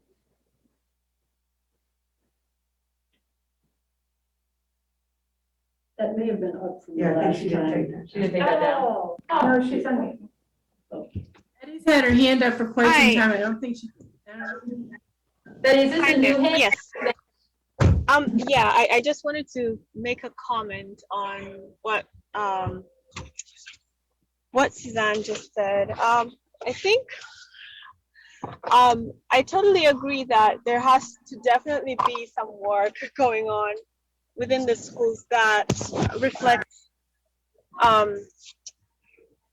what is the message that is trying to come across in the flag.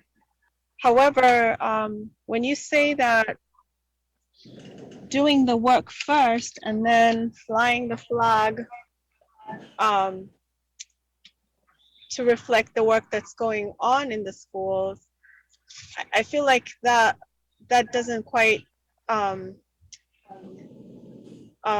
bring out what the students are trying to say. I think when you put the flag up, it's a reminder to students or teachers or community members who are coming into the schools every day or walking by that Black lives do matter. And so, or whatever other flag, let's not be specific about this particular flag, but it can also serve as a reminder and not simply as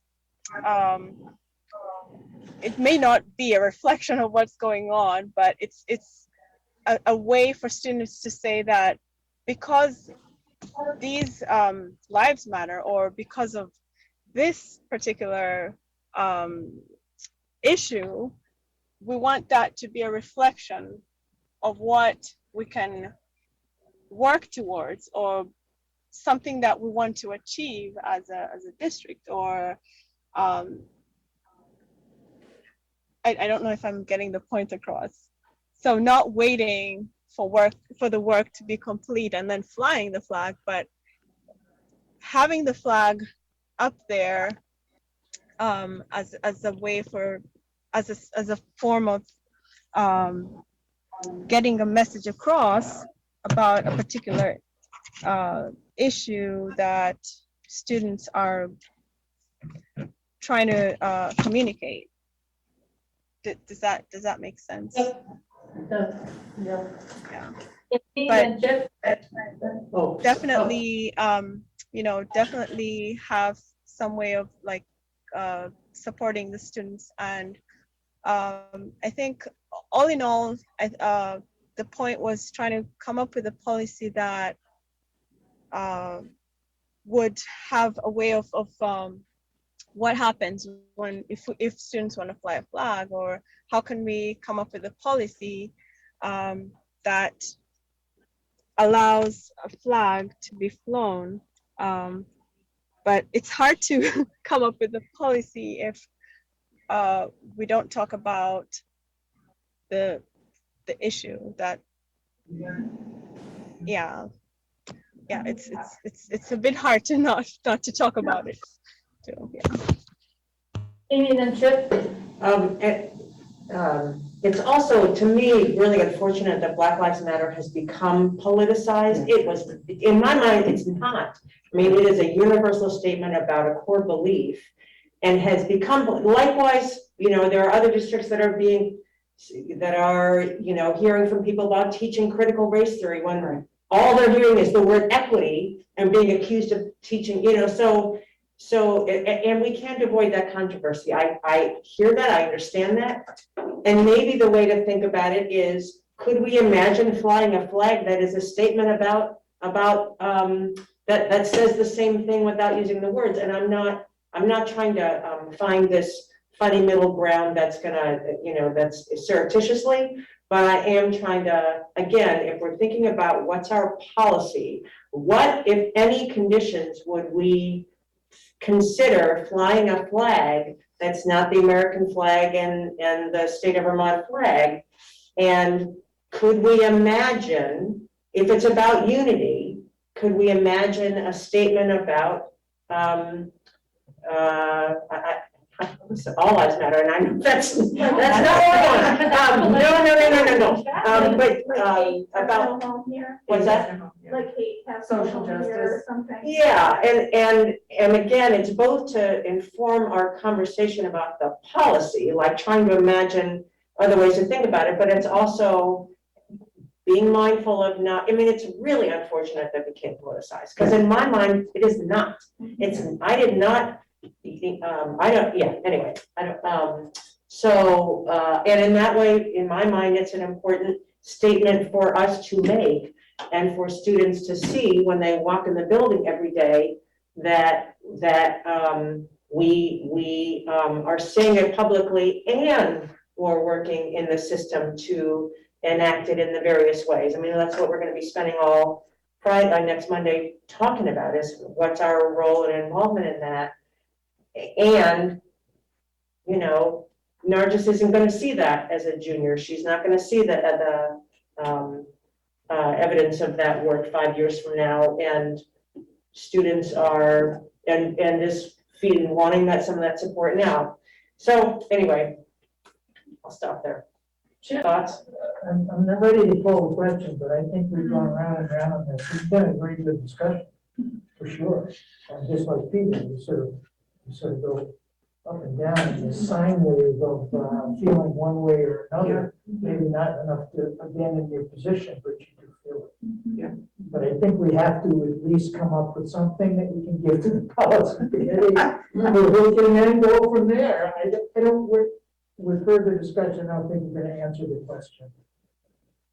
So we need to answer the question. I agree. I think at the end of the day, we're being asked to give direction to the policy committee, to the language, to what we will be enacting, what we will consider to enact moving forward. And so I guess the best way to do this is to put forward one motion and see if it passes, and then if it doesn't, we have to put forward the other motion to see if that passes.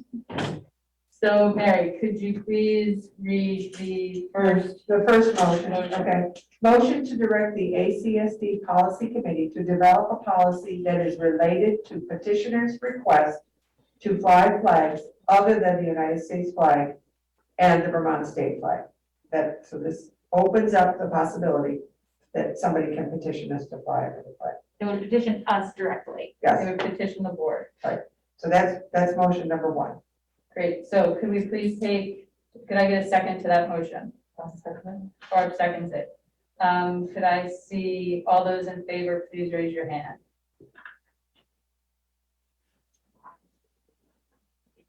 Are we giving votes? All those in favor of the first motion, please raise your hand, including those individuals on the screen. Betty, Mary, do you mind repeating that? Sorry. I'll repeat it. Okay. A motion to direct the ACSD Policy Committee to develop a policy that is related to a petitioner's request to fly flags other than the United States flag and the Vermont state flag. Great, so we'll take that vote again. All those in favor, please raise your hand, aye.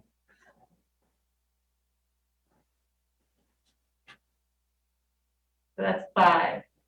1, 2, 3, 4, 5, 6. 6. Great. Lindsay's not here. Lindsay's not here. Lindsay's not here.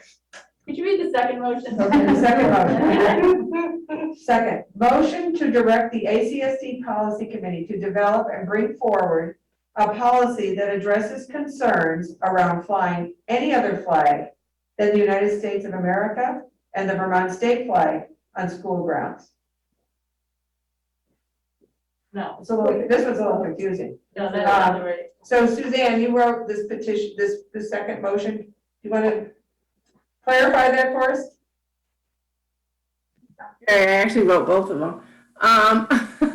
We were trying to get this one that if the first motion went down, that the second motion was just that the pole would be used to fly, to direct the policy committee to direct, for the ACSD board to direct the policy committee to develop a policy where the main flagpole would be used only to fly the US and the Vermont state flag per Vermont state statute.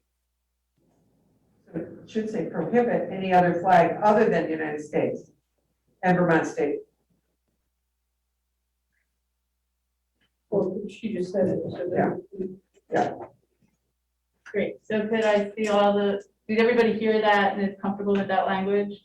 If you're asking for a second, can we amend it slightly? Hold on, we are the, I'm going to. No, you don't know. We actually have to complete The first the one, first yeah. one. Thank you. Great, so for the first one, we have 6 folks who are in favor. All those who are not in favor, please raise your hand. 1, 2, 3, 4, 5, 6. A tie is a defeat. Oh. That's right. But yeah, what we have here is challenging is, we now have an alternative proposal, which is sort of the exact opposite of what we just proposed. So the logical conclusion That's also would going be, to be. so, we may want to, Create a new motion. yes, and it seems to me, let's see. So we just defeated that, because of a tie. And so therefore the motion fails, and that means we are back to having no policy. Well, we're back to not directing. Right. Yeah, all right. So I think we need a new motion then to see if we can get a motion that we can get. Just a clarification. Yeah. Yeah, so per Robert's Rules of Order, does the chair vote? And oftentimes they don't, and then they are the tiebreaker. Yes, so, there's no, in Roberts, I don't think there's any real, policy that this is anything about the chair, whether it's something, it's just practice. The chair doesn't Okay. know. And we've had a practice with the chair. Okay. Thank you. So I think our goal here is to get a motion that's created that will allow us, that creates a majority vote so we can move forward. So the 2 motions that we have not done that. Right. So we need a new motion that will do that. I think absence the passage of any motion is just status quo. Right, but I think we're still trying to move the issue forward, right? So Make a decision. we have to, in one way or another, go forward. So we do have to, I would like to see us try to create language then that allows us as a board to get behind that an action that we can move forward on. Perhaps we should be trying to do that on the fly. tonight. Yeah, I agree. Okay. I agree. So, Can we all send our suggestions to Mary Gill? Yeah, right. Or what I was gonna say, I mean, is this something we want to postpone until we have a full board? Is it possible to, I think what's not possible is to guarantee that all 13 of us are going to be here. on the Right. night. So what I would like to do is then ask board members to make suggestions from a language perspective I appreciate that. to Mary. Yeah. Mary, then in your role from a committee perspective, take that language. And at least from what I'm hearing, is find language, because I think Chip's reflection is accurate, that we have this up and down on this issue, where there's parts of it that we are all aligned with. So can we find a policy that puts language to that we can then move forward on? Because there is great unity, I think, here on the board with regards to the broader scope of this issue. And I think there is a way for a unanimous vote on that without question. I think what the sticky wicket here right now that we're trying to deal with is truly beyond this topic, the essence of the flagpole from a policy perspective. And so that's what I think we really have to try to find language around. Yes. So why don't we take this, move it forward with sending language to Mary, and with that, I would like to end this discussion and move on to the. Just say one thing. So, it's kind of a radical idea. So I am sitting here and I've been thinking about this for a while. Instead of making this one particular request and then trying to create a whole policy on flags, I am feeling that as a board, maybe we should consider voting and deciding that a Black Lives Matter flag is important. And it's a board decision for that particular flag. You know what I'm saying? As opposed to A whole flag policy. a whole flag policy. It's a board decision that, yeah, we've heard this input, and as a board, we've made a decision to or not to fly a Black Lives flag. And that would then put the onus on us to create this decision, and it would send a really strong policy or statement that, yes, we're in support of Black Lives Matter. And it would then help to put a floodgate up, because it's our decision. It wasn't like it was somebody else's decision. It was suggested to us, but we ultimately made the decision on this particular flag because of the importance of it. Maybe I didn't say that very well. Well, I think our challenge with that is based upon the conversation I've had with Pietro, is that's the exact process that creates the most. Right. So that creates less. If the board decides to fly it, not from a student speech perspective, it changes the legal dynamic. Right, and that's what that's how I was thinking. Okay. You know, so that would then solve, other flag requests, because this is a statement that the board is our action. Except I don't think we can take action on a decision like that without warning it. Correct. Oh, exactly. No, I'm not suggesting it. I'm just throwing it out as something to think about. Gotcha. All right, so we're gonna send some language from a flag policy perspective. Barbara has introduced another approach for you from a policy perspective to consider. So please send that to me. And I would really appreciate somebody who are better scribes or better, you would know how to write this better than I do. A policy though, that you're asking to make a political statement. Yeah. I don't. Okay, and I'm not disagreeing with it, but that's what you're asking in that suggestion. And then all of us are gonna be split down the middle in the same kind of a way, because it's still the flagpole. Still a flagpole. Sorry.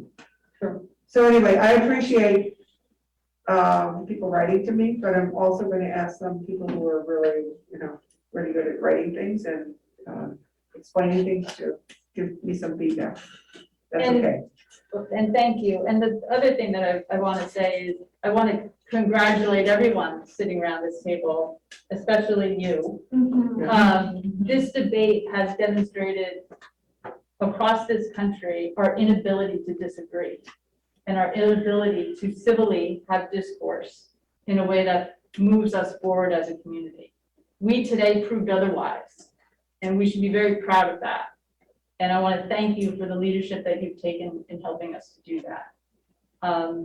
This is not an easy discussion without any question because of the political nature that has been entered into it. But the way that we all went about that conversation, I think, again, speaks highly of the mission and values that we try to reflect. And so thank you all for that. So next on our agenda, I think we have some propane bills or something. We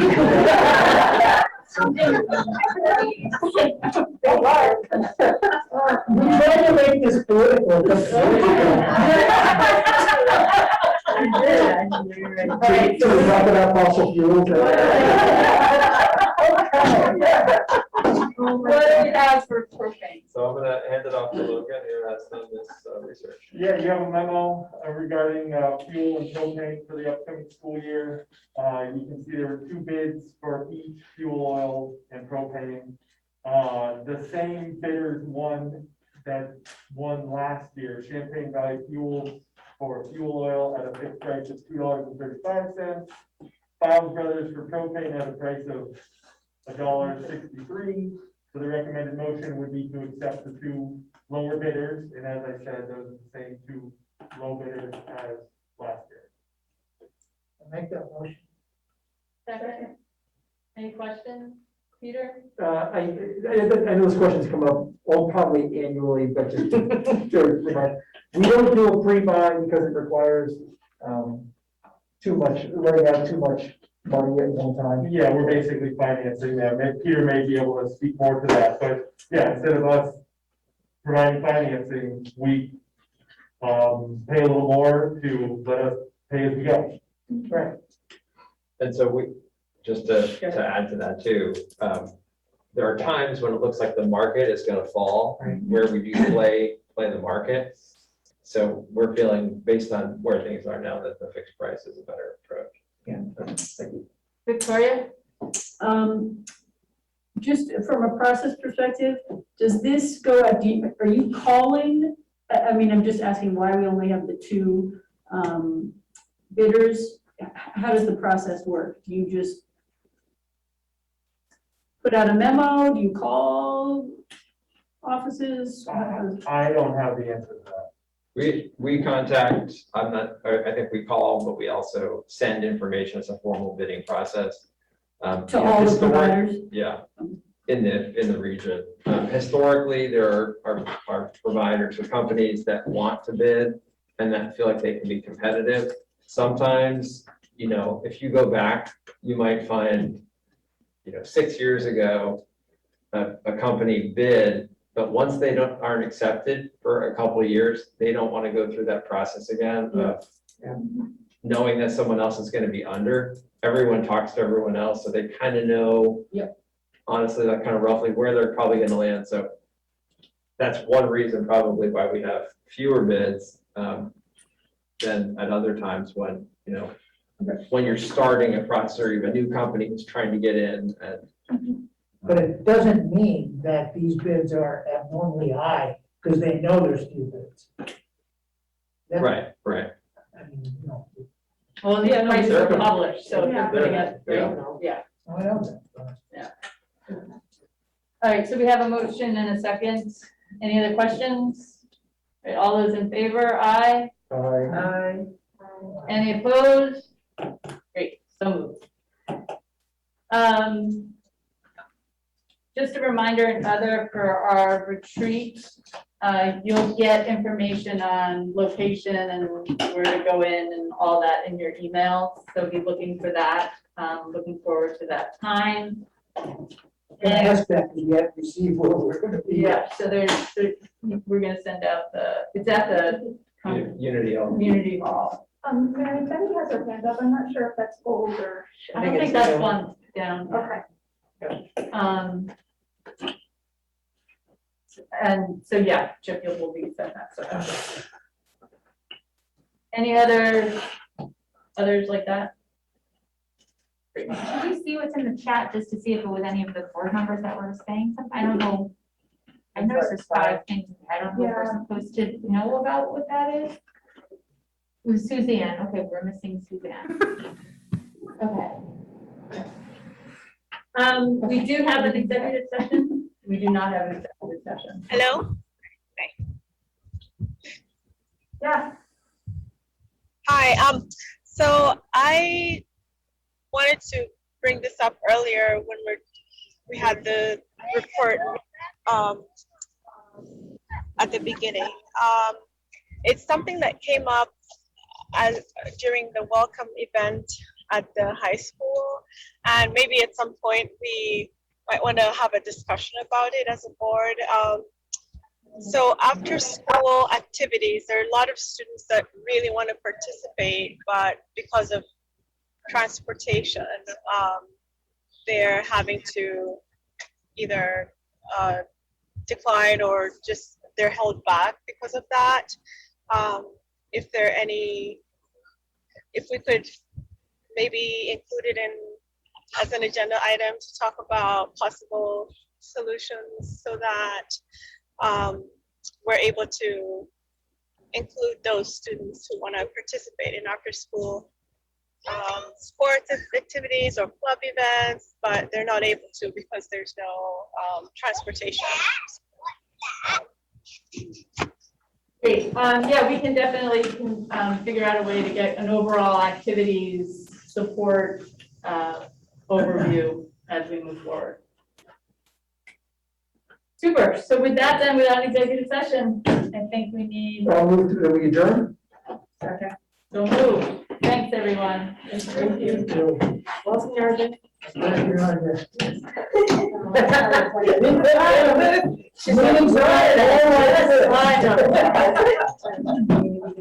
Well, we are very glad you're here. Thank you. I'm very glad. Good.